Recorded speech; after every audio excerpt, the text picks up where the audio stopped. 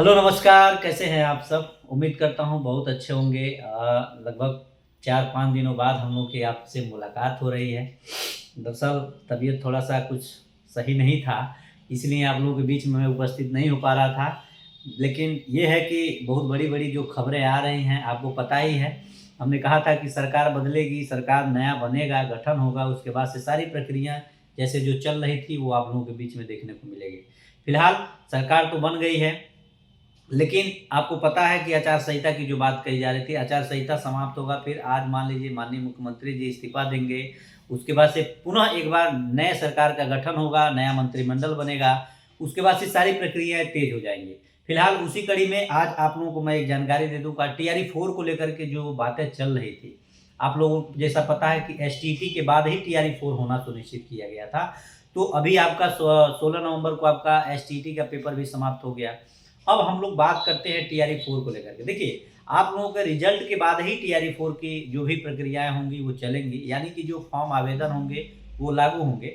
लेकिन फिलहाल अभी हम बात करते हैं एक पेपर की, और ये पेपर में यहाँ सीधा लिखा हुआ है कि 31 जिलों से अध्यापकों की नहीं मिली रिक्तियाँ। यानी कि अभी 31 जिले ऐसे हैं, 38 जिलों में से 31 जिले ऐसे हैं जहाँ से अभी रिक्तियों की संख्या अभी नहीं मिला है शिक्षा विभाग को। उसी कड़ी में लिखा हुआ है कि राज्य में 78,000 प्रारंभिक से लेकर उच्च माध्यमिक स्कूलों में शिक्षकों के रिक्त पदों की सूची मांगी जा रही है।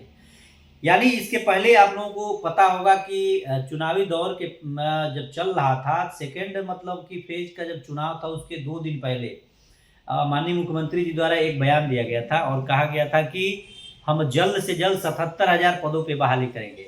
उसके 2 दिन पहले मैंने आपको बताया था कि लगभग 90,000 प्लस बहालियाँ होने की संभावना बन रही है। और हम लोगों की मांग थी 1,20,000 की। चूँकि मांग हमारी जो थी उस पे हम लोग अडिग हैं। फिलहाल अगर माननीय मुख्यमंत्री जी का कहना है कि तो 77,000, लेकिन अभी आज के पेपर में जो चीज़ें देखने को मिली, वो 78,000 पदों के लिए रिक्तियों की मांग चल रही है। अच्छा, 78,000 पद किससे? जो 31 जिले बचे हैं उनसे। बाकी और जो 7 जिले जो हैं आपके, वो जो भेज चुके हैं उसको छोड़ करके।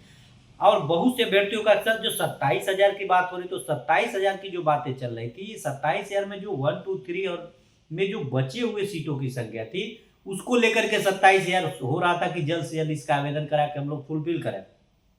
इसलिए कि अगर केवल 27,000 बहाली खाली होती तो केवल 27,000 पे तो बहाली होती नहीं।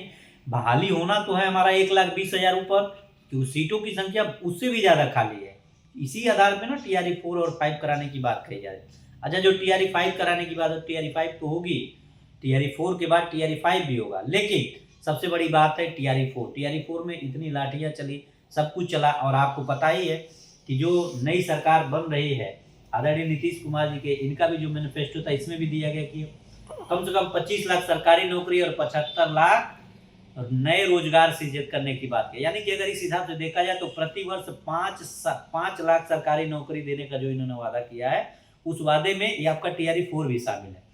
तो फिलहाल देखते हैं, अभी तो पेपर में जो भी चीजें चल रही है उसके माध्यम से आप लोगों से मैं जुड़ रहा हूँ। बाकी और भी जो भी खबर होगी उसके साथ मैं आप लोगों के बीच में बहुत जल्द आऊंगा। बहुत बहुत धन्यवाद। नमस्कार। जय हिंद।